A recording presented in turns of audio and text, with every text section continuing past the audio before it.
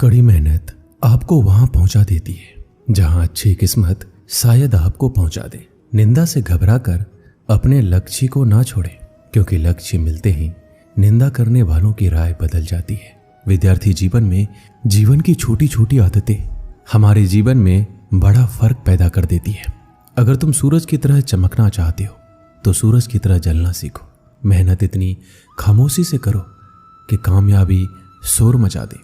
जब तक तुम दौड़ने का साहस नहीं जुटाओगे तब तक तुम्हारे लिए प्रतिस्पर्धा में जीतना सदा असंभव बना रहेगा। जिस दिन एक सिग्नेचर ऑटोग्राफ में बदल जाए तब मान लीजिएगा कि आप कामयाब हो गए। हमारा भविष्य हमारे वर्तमान पर निर्भर करता है, इसलिए अपने लक्ष्य पर काम करो। आप में शुरू करने की हिम्मत है तो आप में सफल होने के लिए भी हिम्मत है। सच्चाई वह दिया है जिसे अगर पहाड़ की चोटी पर रख दो तो बेशक रोशनी कम करे पर दिखाई बहुत दूर से भी देता है। विद्यार्थी जीवन की कड़वी सच्चाई है कि आजकल परीक्षा के परिणाम में विद्यार्थी कितना भी नंबर ला दे तब भी उसका परिवार खुश नहीं होता। इसलिए नंबर के बदले सीखने पर ज्यादा ध्यान दे। एक परीक्षा कभी कठिन या आसान नहीं होती।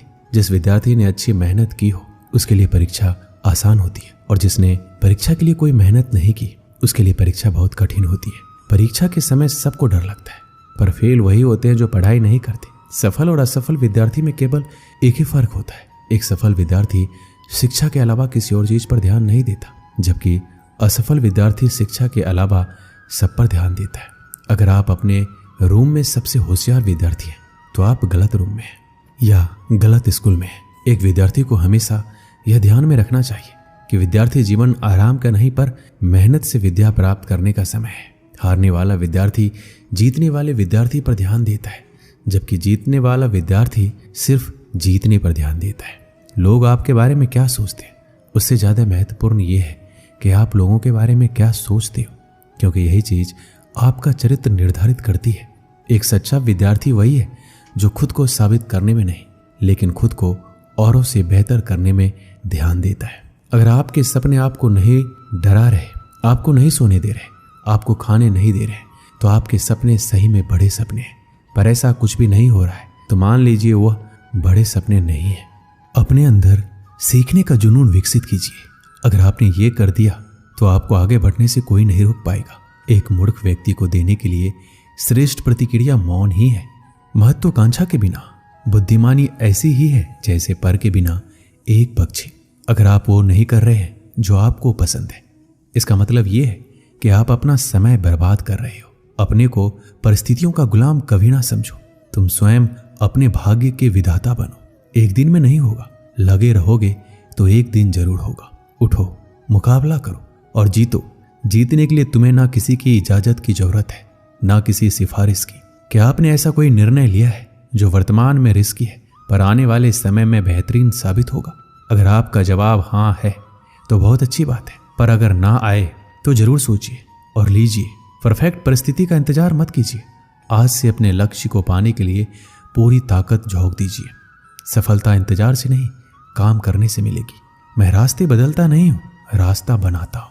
सबको दो अवसर मिलते हैं, कुछ समय की तकलीफ और लंबे समय का आराम, या कुछ समय का आराम या लंबे समय की तकलीफ। पता नहीं, अधिकांश लोग दूसरा अवसर ही चुनते हैं।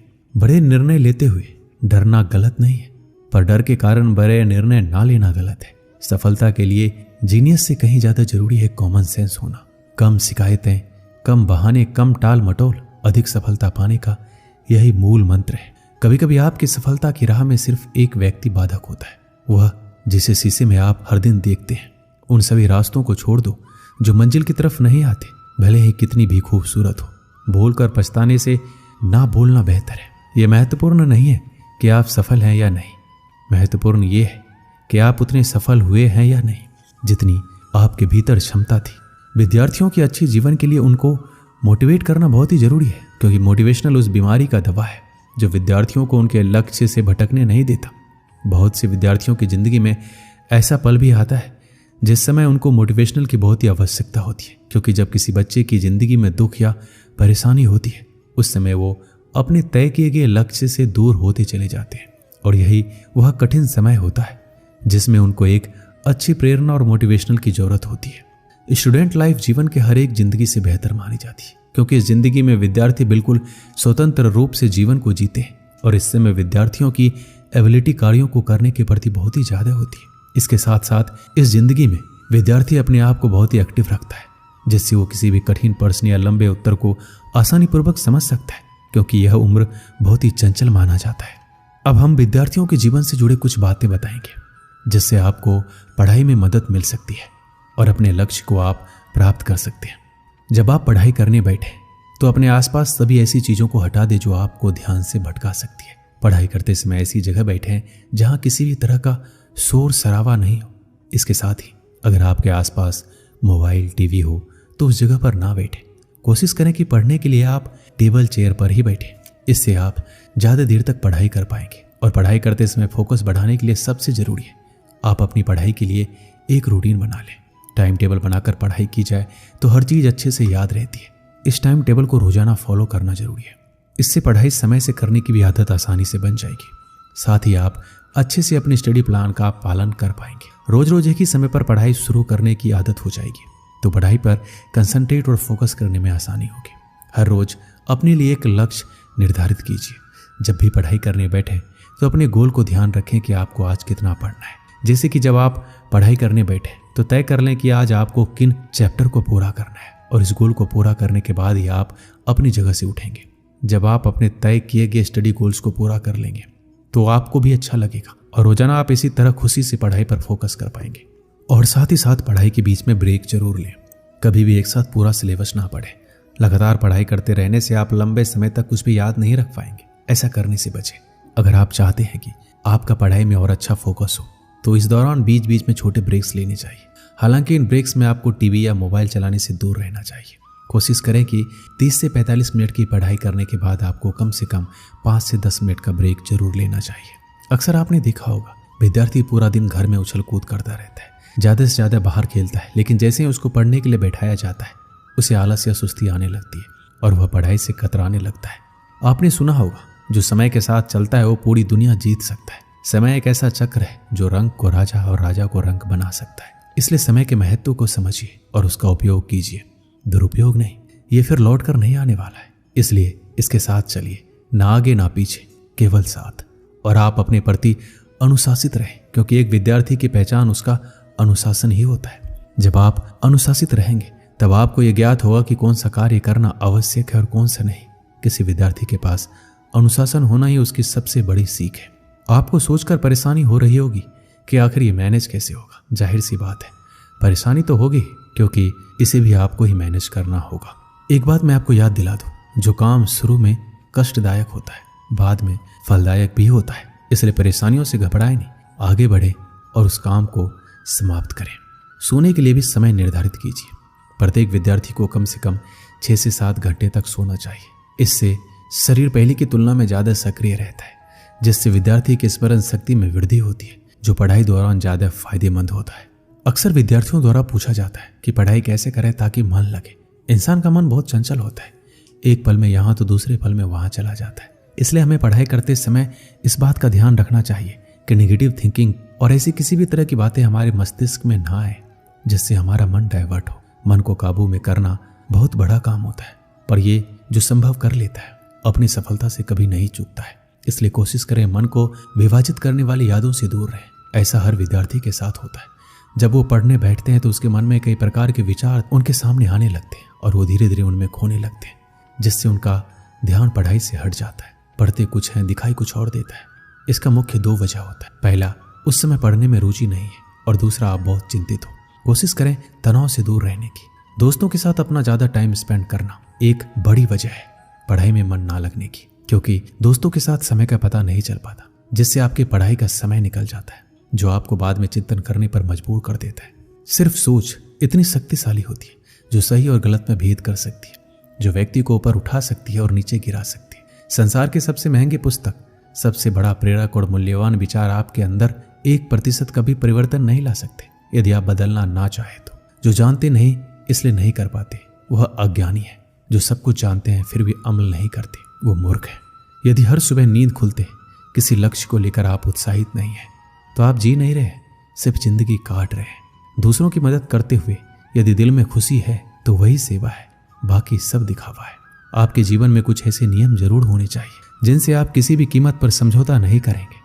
किसी भी व्यक्ति को ज़्यादा सुधारना चाहोगे तो आपका दुश्मन हो जाएगा। आप कभी भी नदी में कूदे बिना उसकी गहराई का अंदाजा नहीं लगा सकते। जब लोग छोड़ दे तब भी जीतने वाला व्यक्ति उसको छोड़े बिना उस पर लगा रहता है। यही जीतने वाले व्यक्ति और हारने वाले व्यक्ति में अंतर है। जीवन में सफल होना है तो खुद से काम करने से पहले एक प्रश्न पूछें, क्या यह सही कार्य है या सरल कार्य? सफलता के लिए कोई एलिवेटर नहीं है, आपको अपने आप ही सीढ़ियां चढ़नी होगी। 3 चीजों को बदलना बहुत जरूरी है। बहानों को अपने प्रयत्नों से, आलस को निश्चय से और समस्या को मौकों से। परिवर्तन और संघर्ष से सिर्फ एक कायर इंसान ही डरता है। सफल और हिम्मतवान व्यक्ति नहीं, अनुशासन ही सिद्धि और लक्ष्य को जोड़ने वाला पुल है। आपको सफलता चाहिए तो आपको उसकी कीमत के लिए भी तैयार रहना होगा। अगर आपको सफल होना है, वह आपके विद्यार्थी जीवन में हो या फिर आपके जीवन में, तो सिर्फ 2 शब्द जान लीजिए, वह है अभी जो करना है वो अभी करें। एक दिन की बात है, 2 मित्र सोहन और मोहन अपने गांव के मंदिर की सीढ़ियों पर बैठकर बातें कर रहे थे। इतने में एक तीसरा व्यक्ति जतिन उनके पास आया और उनकी बातों में शामिल हो गया। तीनों दिन भर दुनिया जहां की बातें करते रहे। कब दिन ढला, कब शाम हुई, बातों बातों में उन्हें पता ही नहीं चला। शाम को तीनों को भूख लग गई। सोहन और मोहन के पास क्रमशः 3 और 5 रोटियां थी, लेकिन जतिन के पास खाने के लिए कुछ भी नहीं था।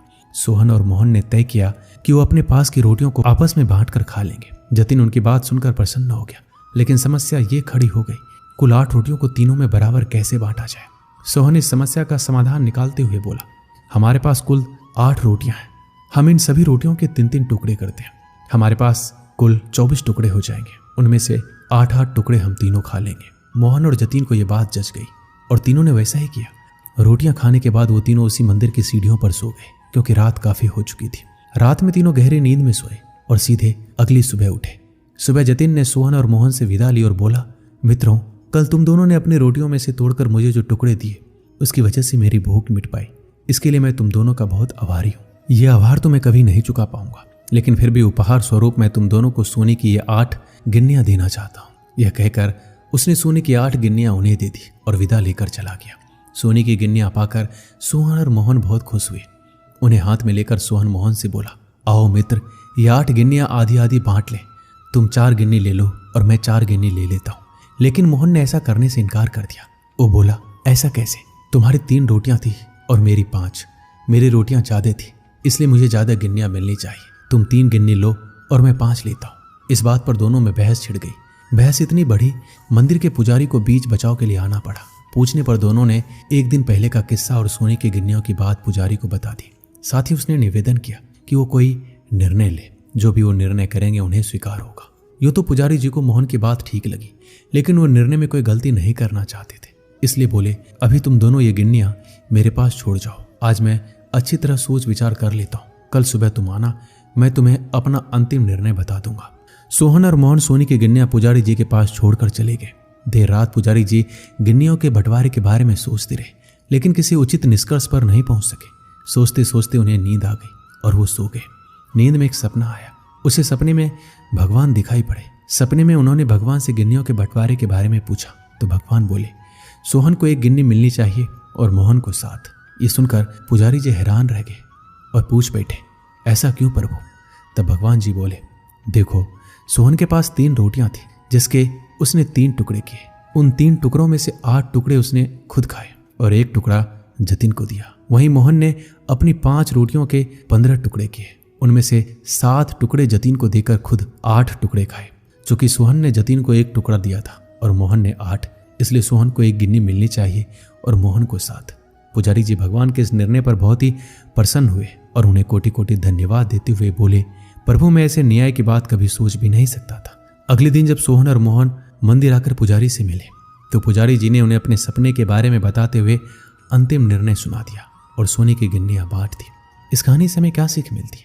जीवन में हम जब भी कोई त्याग करते हैं या काम करते हैं तो अपेक्षा करते हैं कि भगवान इसके बदले हमें बहुत बड़ा फल देंगे, लेकिन जब ऐसा नहीं हो पाता तो हम भगवान से शिकायत करने लग जाते हैं। हमें लगता है कि इतना कुछ त्याग करने के बाद भी हमें जो प्राप्त हुआ बहुत ही कम है। भगवान ने हमारे साथ अन्याय किया है, लेकिन वास्तव में भगवान का न्याय हमारी सोच से परे है। वह महज हमारे त्याग को नहीं बल्कि समस्त जीवन का आकलन कर निर्णय लेता है।